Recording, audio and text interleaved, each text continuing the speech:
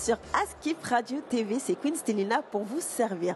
En réalité, je devrais vous dire bienvenue ici à Porte de Versailles pour cette 7e édition de Viva Technologie. Alors, Viva Technologie, qu'est-ce que c'est? Je vous le dirai plus tard, ou plutôt, elle nous le dira plus tard, parce qu'elle est avec moi aujourd'hui. C'est Christelle Yehou, responsable de Askip Business. Vous le savez, Askip Radio, à la base, c'est dédié à la musique, à la culture urbaine, et c'était vraiment pas prévu que ça s'élargisse autant. Alors, on a créé un nouveau pôle qui s'appelle Askip Business, qui est donc dédié aux entrepreneurs, aux nouvelles technologies, aux nouveaux métiers. Mais tu sais quoi, Christelle? Je pense que le mieux, c'est que tu nous en parles. Bonjour Stelina, j'espère que vous allez tous bien. Alors, tu as déjà tout dit. Hein. Moi, je ne sais pas quoi, qu'est-ce que je vais encore rajouter. Mais pour vous dire plus sur Askip Business, c'est vraiment le média qui met en avant les acteurs économiques. Donc, on s'occupe de tout ce qui est mis en avant des entrepreneurs, couverture d'événements, festivals, voilà.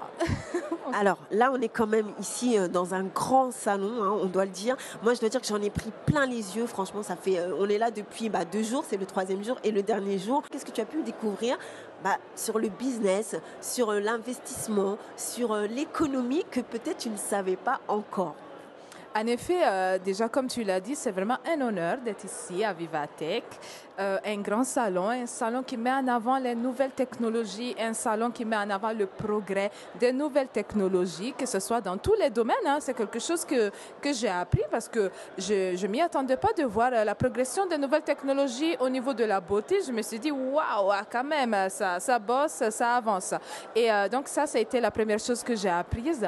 Et après, pour tout te dire, je vois vraiment des gens qui s'y mettent, qui mettent en avant leur business, qui essayent vraiment d'améliorer notre quotidien parce que, comme on peut voir aussi les nouvelles technologies, quand tu entends tout de suite parler de nouvelles technologies, c'est tout de suite lié aux robots, aux machins un peu compliqués là.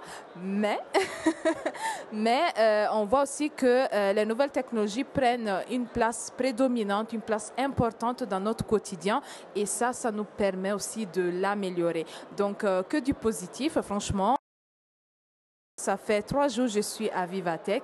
J'en découvre, je continue de découvrir. En tout cas, alors, on doit quand même rappeler aux personnes qui nous regardent que c'est à l'échelle internationale, européenne. Donc, on a pu voir des stands italiens, des stands belges. Il y a même un stand sur l'Afrique. Qu'est-ce que tu as pu découvrir sur ces pays et sur les différentes façons d'innover?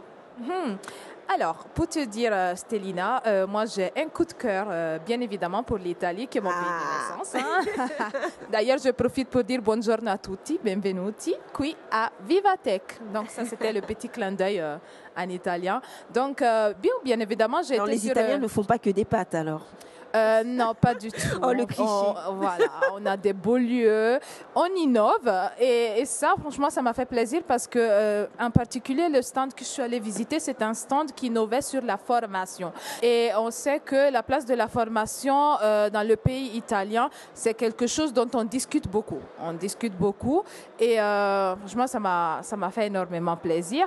Mais pour tout te dire, au niveau des stands africains, donc j'ai fait encore un petit clin d'œil à la Côte d'Ivoire. Un petit clin d'œil à mon pays de cœur, du coup, la Côte d'Ivoire, mon pays d'origine de mes parents.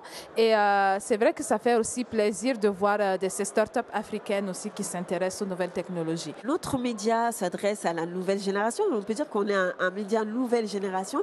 Qu'est-ce que tu pourrais dire à tous ces jeunes qui peut-être se disent que voilà, les salons comme ça, c'est des salons un peu trop techniques. Qu'est-ce que tu pourrais leur dire pour qu'ils puissent venir sur ces salons-là?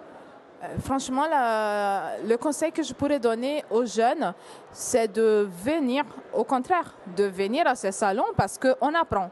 On apprend et ce n'est pas que des salons spécialisés. On peut se dire tout de suite, oui, c'est un salon axé sur les nouvelles technologies, je ne vais pas venir, ça ne m'intéresse pas. Alors qu'en fait, on peut trouver de tout. On trouve de tout, la beauté, la mode, le sport. D'ailleurs, j'ai essayé une attraction, je vous dis, c'est magnifique. Hein? J'ai parcouru des kilomètres et des kilomètres dans un vélo axé nouvelles technologies. Franchement, j'étais bluffée. Mais pour être plus sérieuse, en fait, les jeunes, venez découvrir ces salons, inspirez-vous. Ça peut vous donner des idées et surtout, si vous êtes aussi axé business, parce qu'aussi on parle de nouvelles technologies, mais on parle aussi de business. Donc, n'hésitez pas à visiter ces initiatives-là. C'est toujours bien. Christelle, merci beaucoup pour toutes ces informations.